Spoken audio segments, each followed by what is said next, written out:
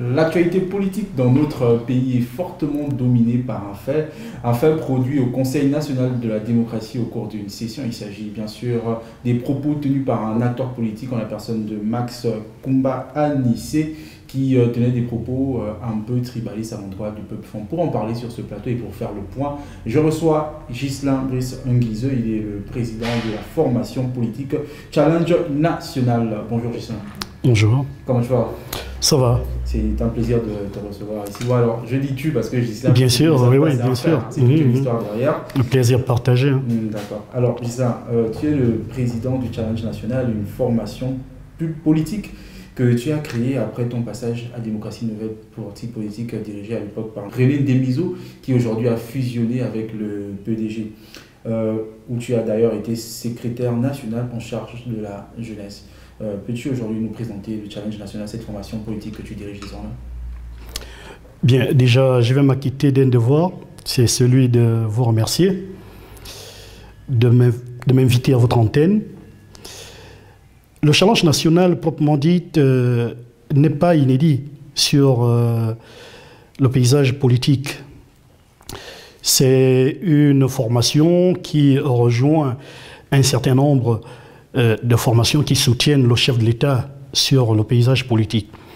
Il a été créé le 7 avril 2018, effectivement au sortir de Démocratie Nouvelle, où j'ai été responsable de la jeunesse pendant 2 ans. Le Challenge National, quand il est créé, avait une vision toute simple. Il était question pour nous de mettre sur pied une structure politique qui puisse être en harmonie avec les populations. Le constat est simple. Nous nous rendons compte qu'autour des soutiens du chef de l'État, un bon nombre, il y a une forte connotation hypocrite qui existe. Des personnes qui peuvent chanter le matin qu'elles soutiennent le chef de l'État, et le soir, ça passe autrement. Il y a des personnes qui soutiennent le chef de l'État parce qu'elles sont accrochées à des petits intérêts. Et il y a des personnes qui sont silencieuses, qui disent qu'elles soutiennent le chef de l'État. D'ailleurs, nous l'observons dans le fonctionnement quotidien. Quand vous regardez un peu l'ensemble des écuries qui sont autour du chef de l'État, son Excellence Ali Bongo Ondimba, et vous regardez la moyenne des interventions de défense quand le chef de l'État est attaqué, par exemple, sur la toile, vous pouvez comprendre par là qu'il y a effectivement cette forte connotation hypocrite qui existe. Parce que si vous prenez la moyenne d'un membre du gouvernement qui a, entre griffes, 15 membres dans son cabinet, vous regardez le nombre qu'il y a, il suffit que le chef de l'État soit défendu par la moyenne de chaque cabinet pour que la toile soit saturée. Et nous, étant jeunes, je peux me permettre de le dire il y a 2 ans, parce qu'aujourd'hui, je me range dans le cadre de la nouvelle génération et non dans le cadre de la jeunesse, parce que la jeunesse, c'est jusqu'à 35 ans. Je m'étais dit qu'il était question de mettre sur pied une structure vraie. Une structure qui ne soit pas accrochée aux intérêts. Ça veut dire être un relais entre les populations et l'action du chef de l'État. Quand ça ne va pas, nous disons clairement, Monsieur le Président, ça ne va pas, voici ce que les populations réclament, voici ce que les populations attendent. Et quand il y a quelque chose qui a été correctement fait par le chef de l'État, nous assurons également ce relais. Et donc, le Challenge National, si on peut se permettre, vous êtes donc une sorte de bras séculier auprès du chef de l'État envers les populations. Exactement. Nous sommes le bras séculier du chef de l'État auprès des populations et le bras séculier des populations auprès du chef de l'État. Comme le dit tout bonnement notre slogan, nous construisons les ponts et non les murs entre les populations et le chef de l'État de façon franche. Nous ne devons pas avoir peur d'aborder certains sujets. Nous ne voulons pas être hypocrites. Ce que nous recevons des populations, c'est ce que nous transmettons et vice-versa. D'accord. Alors, le 28 octobre dernier, Max Anissé Koumba, qui est le président des Gaulois, tenait au cours d'une session au Conseil national de la démocratie, comme je le disais en entame de mon propos, des propos injurieux, sinon des propos tribalistes envers le groupe ethnique Fan. Vous avez, avec plusieurs autres cadres de ce groupe ethnique, décidé de déposer une plainte pour réparation. C'est-à-dire que la décision du ministère de l'Intérieur n'était pas assez forte, d'autant plus que M. Max Koumba Anissé s'est déjà excusé publiquement. Écoutez, la première chose qu'il y a lieu de comprendre, c'est qu'il ne faille pas ranger notre réaction actuelle dans le cadre réducteur de la communauté Fan. Il s'agit de la nation. C'est la première fois que quelqu'un de la trempe de M. Max Anissé se lève. Il arrive sur une table officielle, ça veut dire le Conseil national de la démocratie, qui a été validé institutionnellement par le chef de l'État et portait des propos aussi gravissimes. Le ministère de l'Intérieur reste quand même le bras séculier du chef de l'État en la matière. Et le ministère de l'Intérieur s'était déjà prononcé sur la question. Est-ce qu'il était nécessaire de déposer justement une plainte après la décision rendue par le ministère de l'Intérieur? Oui, déjà, le ministère de l'Intérieur avait laissé une ouverture dans ce sens. Parce que le ministère de l'Intérieur avait dit M. Max Anissé est suspendu sous réserve des poursuites judiciaires pour éclaircir la chose. Dans la mesure où la question a été posée sur une table officielle, il était question pour nous de conduire cette procédure jusqu'aux institutions judiciaires pour pouvoir mettre de la lumière. Et où en est la procédure aujourd'hui? Nous serons au tribunal le 25 novembre prochain pour prendre déjà la décision du tribunal. Une décision, ce n'est pas une audience. Il est question pour nous, il sera question pour nous de savoir à quel moment doit se tenir l'audience et poursuivre la chose. Parce que ce que nous devons comprendre dans la question de Max Anissé, moi personnellement, en tant que Fan, je suis mieux placé pour connaître des réactions de mes pairs. Je suis mieux placé pour connaître des réactions de mes pairs. À partir du moment où je suis mieux placé, il était dans un premier temps question pour nous de désamorcer la question politique. Parce que si nous n'avons pas porté cette affaire très rapidement devant les tribunaux, ça devait prendre une connotation politique. Déjà, il y en a qui voulaient en faire une récupération. Il fallait déjà sortir de là. Secondo, il est question pour nous de permettre au tribunal, à M. Max Anissé, de nous donner le contenu exact de son allocution, parce que nous estimons que ce dernier n'avait pas eu le temps de terminer son laïus quand il était au Conseil national de la démocratie. Peut-être que si on avait laissé à M. Max Anissé aller au bout de son allocution, on n'aurait certainement pas les mêmes réactions qu'aujourd'hui. Ça, c'est de deux. Et de trois, ce n'est pas une question de fin, comme je le disais. Nous connaissons généralement comment ça commence, on ne connaît jamais comment ça se termine.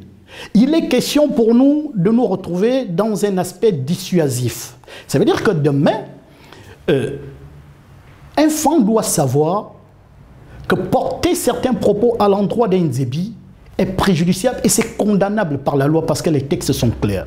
Un Miene doit savoir que je dois éviter de stigmatiser un quota parce que c'est condamnable par la loi et ainsi de suite. Donc il va falloir que les gens comprennent qu'on ne doit pas confondre la démocratie et l'anarchie. Si nous voulons d'un État fort, si nous voulons d'un État sérieux, il va falloir que nous posions des actes sérieux qui puissent ramener le plus grand nombre à s'aligner sur des normes établies. Et donc on est bien loin des jeux entre ethnies auxquels on assiste souvent sur les réseaux sociaux. On est dans un cadre formel, comme vous venez de le rappeler. Mais il faut rappeler aussi que Max Anissé Koumba, sous injonction du ministre de l'Intérieur et du Conseil national de la démocratie, a présenté officiellement ses excuses. Comment appréciez-vous ces excuses?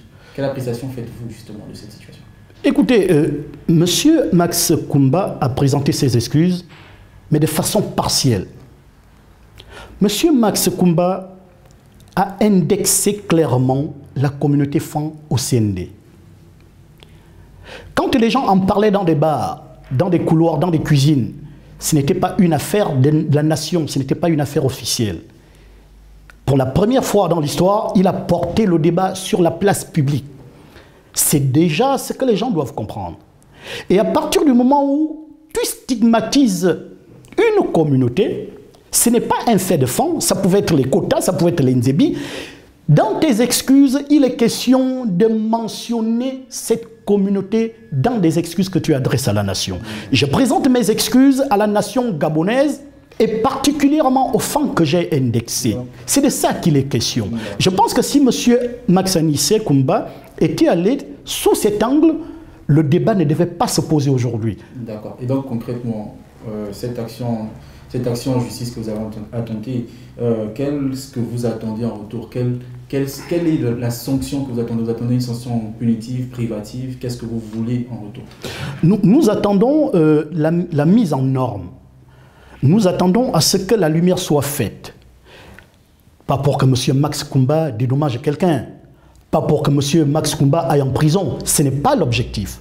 L'objectif est que le tribunal, que la justice mette aux yeux de la nation que ce que M. Max Koumba a fait est mal et c'est punissable. C'est seulement au tribunal de le faire. Parce qu'à partir du moment où ils doivent le révéler, à partir du moment où ils le révèlent aux yeux du peuple gabonais, les gens vont dorénavant faire attention à ce qu'ils avancent.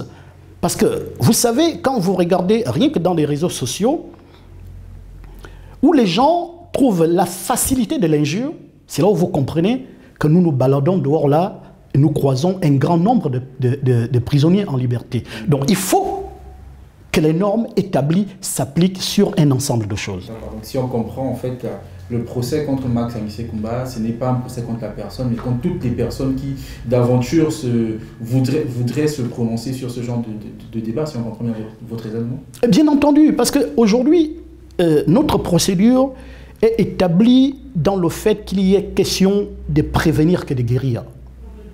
Il est question de prévenir que de guérir. Comme je vous l'ai dit tantôt, on sait quand ça commence, on ne sait pas quand ça finit. Donc nous jouons le rôle de désamorceur en contactant, en posant, en lançant la procédure au tribunal pour que les choses soient clairement établies. Il est question de dire aux populations gabonaises, ce que M. Max Anissé a fait est punissable. Et vous devez savoir que dorénavant, toutes personnes qui s'hasarderont à aller sur ce chemin devront payer, devront faire les faits par l'article tant. Je ne suis pas juriste, ils sont mieux placés pour établir tout cela. Vous voyez? Donc c'est de la prévention. C'est de la prévention. Ce n'est pas un procès établi de façon objectif sur M. Max Anissé Koumba. La preuve, je vous ai dit que ces débats, nous l'entretenons dans les débits de boissons, dans les marchés, dans les cuisines, et sur les réseaux sociaux. Généralement, on insulte les quotas, on titille les pounous, on attaque les Nzebi, sans plus. Il y a même des moments où nous nous retrouvons, enfants, amis à un Nzebi, ils s'attaquent dans les réseaux sociaux, mais le soir, vous les retrouvez dans un bistrot, ils sont en train de partager leur verre, ça n'a jamais fait problème. À partir du moment où M. Max Anissé prend ce sujet, il l'amène au sein des institutions, on doit commencer à nous inquiéter. Parce que nous estimons qu'en amenant ce sujet sur la place publique, il a mûrement réfléchi. Ce n'est pas un adolescent, c'est quelqu'un d'un certain âge. Donc, à partir du moment où il pense comme ça, à partir du moment où il réfléchit comme ça, qui sait quel Pounou pense ainsi pour les Nzebi? Qui sait quel Miéné pense ainsi pour les Échira? Qui sait quel Teke pense ainsi pour les quotas et ainsi de suite? Et si nous nous retrouvons en train d'entretenir cette situation, ça peut être un volcan qui pourra exploser à tout moment. Donc aujourd'hui, il est très rapidement question de prévenir que de guérir. Pour ne pas tomber dans des travers comme des génocides, comme on l'a vu en Afrique. Exactement. On le Rwanda, exactement. Voilà. D'accord. Alors, Ghislain Brice Nguizeux, pour ne pas me tromper, est un leader politique. Il est bien sûr le président, comme je le disais en entame de mon propos, du parti Challenge National. Voilà, j'y arrive. Aujourd'hui, à moins de 2 ans de l'élection présidentielle, celle prévue pour 2023, quels sont les projets de la formation politique que Ghislain dirige? Écoutez, le Challenge National étant un bras séculier du chef de l'État, nous avons un œil très regardant sur tout ce que pose comme action politique au niveau du président de la République.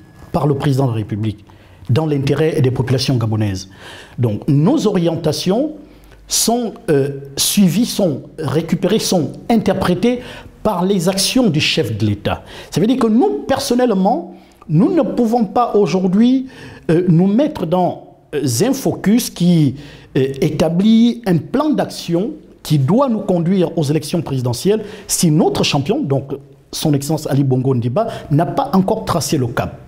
Le cap est certainement en train d'être élaboré. Il nous sera d'ici là transmis pour nous permettre d'avoir des canevas qui nous conduiront sur le terrain. Pour le moment, nous observons, nous faisons le relais des actions posées par le chef de l'État, comme nous le faisons depuis la création, parce qu'il y a d'abord lieu de reconnaître que le challenge national, créé en 2018, n'a pas été créé à des fins électoralistes, comme je l'ai mentionné à l'entame. Donc, nous assurons cette interface entre les populations gabonaises et le chef de l'État, et nous continuons là-dessus. Les orientations qui sont données sont des orientations que nous allons suivre et nous attendons. D'accord. Alors, nous nous acheminons peu à peu vers la fin de cet entretien. Un mot à rajouter que nous n'avons pas déjà dit sur le plateau? Écoutez, le mot de fin est orienté vers les soutiens du chef de l'État Ali Bongo Ondimba. Pour leur dire clairement qu'aujourd'hui, il est question pour nous, à la veille de 2023, de jouer la main dans la main. Nous ne pouvons pas continuer de nous fragiliser en interne, parce que quand on se fragilise, nous fragilisons indirectement notre leader qui est Ali Bongo Ondimba.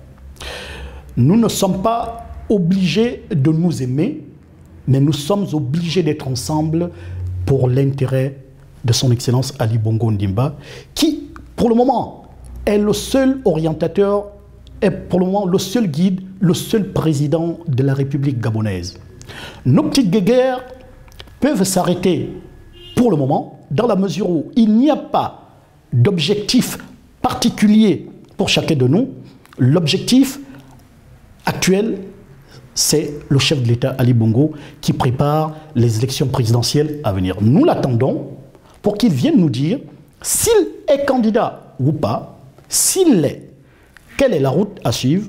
S'il ne l'est pas, il nous donnera toujours les orientations, mais pour le moment, l'unité, rien que l'unité, c'est ce que nous souhaitons au sein du challenge national pour l'ensemble des soutiens du chef de l'État, parce que quand nous ne sommes pas unis, les adversaires profitent de ça et nous intègrent.